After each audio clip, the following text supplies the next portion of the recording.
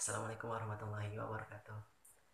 Nama saya Dodi dengan NIM 181420118. MK Manajemen Pengawasan Bank dan Lembaga Keuangan Syariah.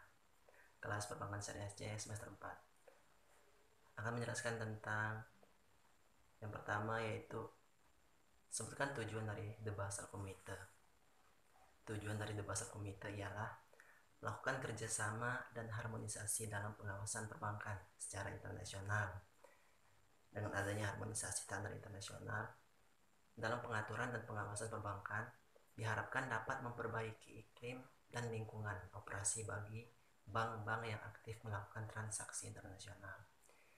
Di era globalisasi dengan semakin terintegrasinya sistem finansial dunia, maka dengan demikian sasaran awal dari The Basel Committee ialah standarisasi pengaturan dan pengawasan bank yang memiliki akses usaha yang bertaraf internasional atau global dan melakukan transaksi usaha pada beberapa yurisdik otoritas pengawasan bank.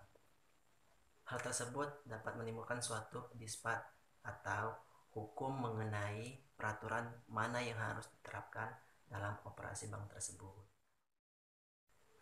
Soal yang kedua, jelaskan kondisi permasalahan perbankan di Indonesia sejak tahun 1992. Menurut sumber yang diolah dari Kurt Johan Lindgren, Indonesia mulai menghadapi masalah perbankan yang signifikan sejak tahun 1992 dengan indikasi yaitu kredit bermasalah yang terkonsentrasi pada bank-bank pemerintah sejumlah lebih dari 25% dari total kredit pada tahun 1993. Pengaruh negatifnya ialah lain bersumber dari kondisi dan kebijaksanaan ekonomi makro di Indonesia.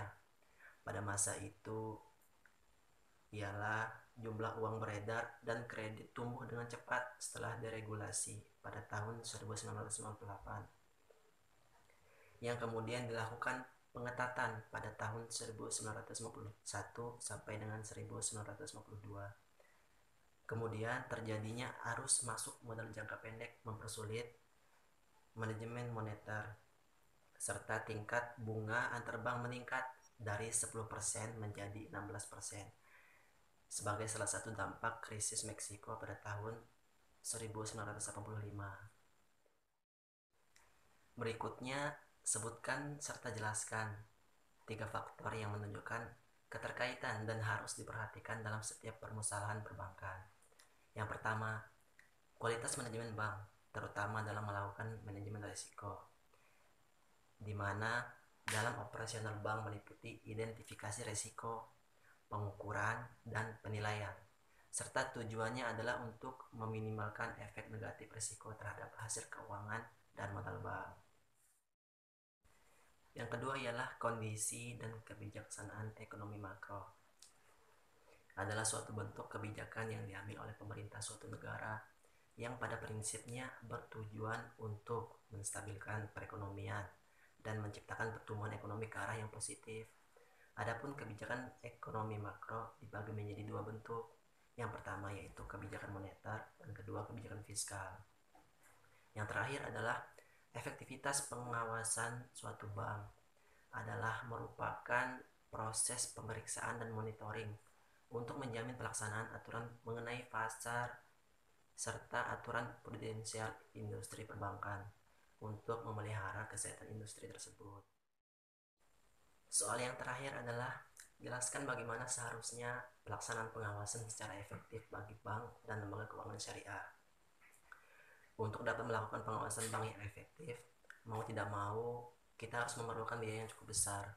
Namun, bila hal itu tidak dilakukan dapat mengakibatkan krisis perbankan, sehingga biaya yang dikeluarkan untuk pemulihan jauh lebih besar. Yang pertama adalah objektif. Pengawasan terhadap bank dan lembaga keuangan syariah harus dilakukan secara objektif berdasarkan sumber-sumber atau bukti-bukti autentik dan rasional, yang dimana harus mengungkapkan fakta-fakta yang relevan dengan pelaksanaan pekerjaan, terhindar dari prasangka subjektif atau memihak tanpa bukti dan data-data yang valid. Yang selanjutnya ialah independen. Pengawasan bank dan lembaga keuangan syariah harus bersifat independen.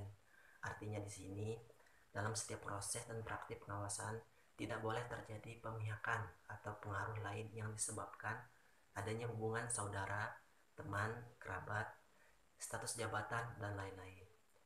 Yang ketiga, sistem. Kegiatan pengawasan bank dalam keuangan syariah harus menerapkan sistem manajemen yang dimana adanya perencanaan, pengorganisasian, pelaksanaan, dan pengawasan. Artinya di sini ialah pengawasan itu harus melakukan perencanaan yang efektif. Kemudian bagaimana mengorganisasikan dan melaksanakan perencanaan pengawasan tersebut. Pada tahap akhir pelaksanaan atau pengawasan itu juga harus diawasi apakah telah dilaksanakan atau dijalankan dengan objektif dan independen. Yang terakhir adalah korektif. Pengawasan terhadap bank dan lembaga keuangan syariah harus dapat memberikan manfaat kepada bank syariah atau dan lembaga keuangan itu tersebut, menjamin adanya tindakan korektif dalam menjalankan tugas dan fungsi manajemen. Di samping itu juga kelancaran aspek pendukung lainnya harus dibutuhkan. Mungkin itu yang dapat saya sampaikan, kurang lebihnya mohon maaf. Assalamualaikum warahmatullahi wabarakatuh.